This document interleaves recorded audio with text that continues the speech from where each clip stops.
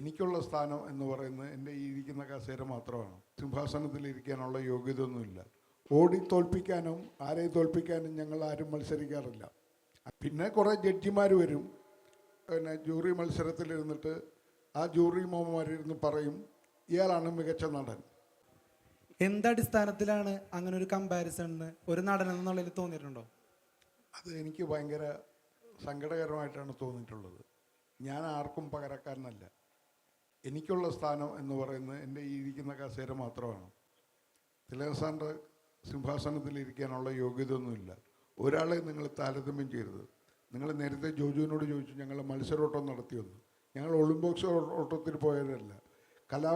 കല എന്ന് പറയുന്നത് കായിക മത്സരം പോലുള്ളൊരു പരിപാടിയല്ല. അതൊരു കൊടുക്കൽ വാങ്ങലാണ് കലയിൽ.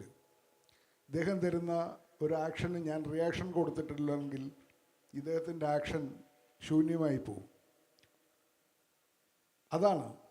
അത് പരസ്പര സ്നേഹമാണ്. ഞങ്ങൾ ശത്രുക്കളായിട്ട് അഭിനയിക്കുമ്പോൾ പോലും പാരസ്പര്യമുള്ള സ്നേഹത്തോടു കൂടിയാണ് അത് പങ്കുവയ്ക്കുന്നത്. അവിടെയാണ് നിങ്ങളത് ആസ്വദിക്കുന്നതും ഞങ്ങളുടെ ശത്രുത നിങ്ങൾ മനസ്സിലാക്കുന്നതും. അത് ഞങ്ങളുടെ അഭിനയമാണ്. അല്ലാതെ കായിക ഓട്ടത്തിൽ നേരത്തെ ജോജു പറഞ്ഞതുപോലെ ഓടി തോൽപ്പിക്കാനും ആരെയും തോൽപ്പിക്കാനും ഞങ്ങൾ ആരും മത്സരിക്കാറില്ല. അങ്ങനെ ഒരു മത്സരം ഞങ്ങളുടെ ഈ സിനിമയിലോ എൻ്റെ ജീവിതത്തിലോ ഞാൻ ഉണ്ടാക്കിയിട്ടില്ല. ഞങ്ങൾ ആരും ഉണ്ടാക്കിയിട്ടില്ല എന്നാണ് എൻ്റെ വിശ്വാസം. അത് മമ്മൂക്കയായാലും ലാലേട്ടനായാലും എല്ലാവരും. ശരൺ എന്ന് പറയുന്ന ഡയറക്ടർ നിർദ്ദേശിക്കുന്ന വരമ്പിൽ നിന്നിട്ട് വരച്ചിടുന്ന ഒരു കളത്തിനുള്ളിൽ നിന്ന് മാത്രമേ ഞങ്ങൾക്ക് ചലിക്കാൻ പറ്റൂ. അദ്ദേഹത്തിനൊരു ഐഡിയ ഉണ്ടാവും. ഞങ്ങൾ ക്യാമറയുടെ ലെൻസിൻ്റെ മുമ്പിൽ നിന്നാണ് അഭിനയിക്കുന്നത്, അല്ലാതെ ഞങ്ങൾ ഓട്ട മത്സരം നടത്തുകയല്ല. പിന്നെ കുറേ ജഡ്ജിമാർ വരും. ആ 6 ജഡ്ജിമാർ വന്നിട്ട് പിന്നെ ജൂറി മത്സരത്തിലിരുന്നിട്ട് ആ ജൂറി മോമാരിരുന്ന് പറയും ഇയാളാണ് മികച്ച നടൻ. അത് അവർക്ക് തോന്നിയതുകൊണ്ടാണ്. അപ്പോൾ അടുത്ത കുറേ ജൂറിമാർ വരും. അവർക്ക് തോന്നും ഇവനല്ല അയാളാണ് മികച്ച നടൻ. അപ്പോൾ അവർക്ക് തോന്നും അവർക്ക് കൊടുത്തോളാം. അത്രയേ ഉള്ളൂ കാര്യം.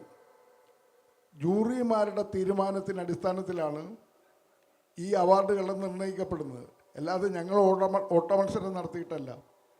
അതുകൊണ്ട് എനിക്ക് പറയാനുള്ളത്, ഇത് ഒരു വർഷം കിട്ടുന്ന അവാർഡും ഈ ഒളിമ്പിക്സിന് കിട്ടുന്ന അവാർഡും പോലെ താരതമ്യം ചെയ്യരുത്. അതവർ കായികാധ്വാനം ചെയ്തുണ്ടാക്കുന്നതാണ്.